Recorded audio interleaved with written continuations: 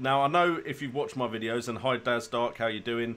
You'll have noticed, especially in the fixtures and form, but in the My Team episode as well, and on the stream from Sunday, a lot of my conversation was towards getting in Man City coverage, getting in Sterling. There was discussion of who might get rested, so on and so forth. How you doing, Engaturk? It all depends what you're trying to achieve now. And I realised I want to make a final push for top 10k. And what I did last year was I left it until game week 38 to try and pick a differential. I went with Iheanacho at the time, and he did score points, but I should have gone for Giroud. But I left it too late to go for a differential. So I wanted to try and see if I could see anyone that has a double game week that could do better than we are expecting them to do. So that is what I'm going to start the stream off with as we wait for people to join us.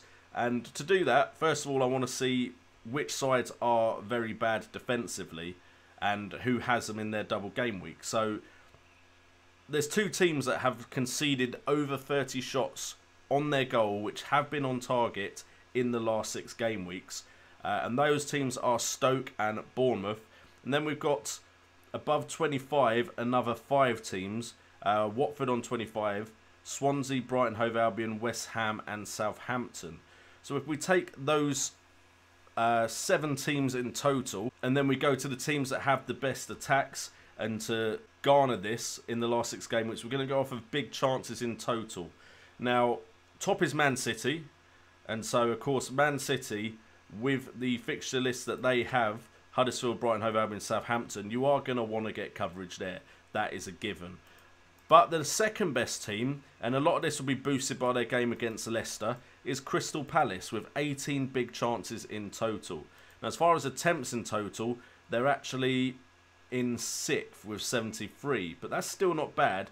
Only Bournemouth, outside of the top 6, have had more chances on goal than them. But as far as I'm aware, both Bournemouth and Palace, and let's just confirm this, do not have double game week, so that doesn't help us. It is something to think about as far as if you've got those players in, maybe you don't need to transfer them out.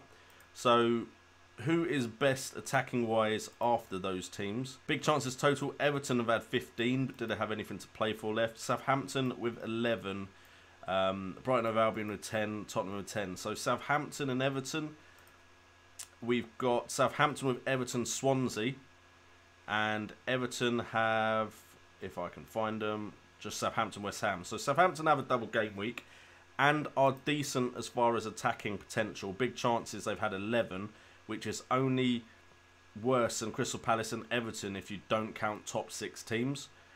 As far as total shots on goal, Southampton are a lot lower. So they're having less chances, but the quality of their chances are better. Any double game week team with... So great. Most of it's Newcastle, I believe they do. However, they're around mid-table for total shots. As far as inside the box, again, we've got Bournemouth, no double game week. West Brom, no double game week. Brighton, Hove Albion, pretty confident they don't have a double game week. Oh, they do, but it's ridiculously difficult, so I'd ignore that one. So it's mainly Southampton are standing out. We got there eventually. Hopefully I'm still keeping some of you entertained. There's 14 people watching. So I will try and wrap this up a bit quicker now, as more people have joined the chat. Are there any Southampton options that are standing out? I've already pointed out Cedric in my fixtures and form video. But are there any midfield options that have had a decent amount of attempts on goal from Southampton? Tadic. Again, I'm not that keen on Tadic, actually. I've put Tadic in my side before and been burned for it. But he looks like the one that is standing out as far as an attacking midfielder. We'll see if there's distribution from any other Southampton midfielders. Chances created. You got Tadic again. So Tadic could be a good shout. He is going to be very important by the looks of it as far as the survival of Southampton goes. And then up front, is there anyone Southampton-wise standing out? You've got Charlie Austin with 9 attempts on goal. Better than Shane Long's 8. Big chances. You've got Charlie Austin with 4, Shane Long with also 4, Austin playing 5 and Long playing 5, so they could be playing 2 up front. On target, shots wise, you've got Long with 5 to Austin's 4, And then minute per chance, 39.9 compared to 22.3. So potentially looking at Shane Long or Charlie Austin and Tadic could be decent bets as far as an attacking team against teams that could concede. And then literally anyone with Stoke or Bournemouth in their double game week could be a decent shout. And that would be Swansea. Swansea have Bournemouth and Southampton. So if we again try and find options from those two teams, as far as attempts on goal, there is Mawson is the most likely to have a goal by the underlying stats, 4 attempts. Big chances in total.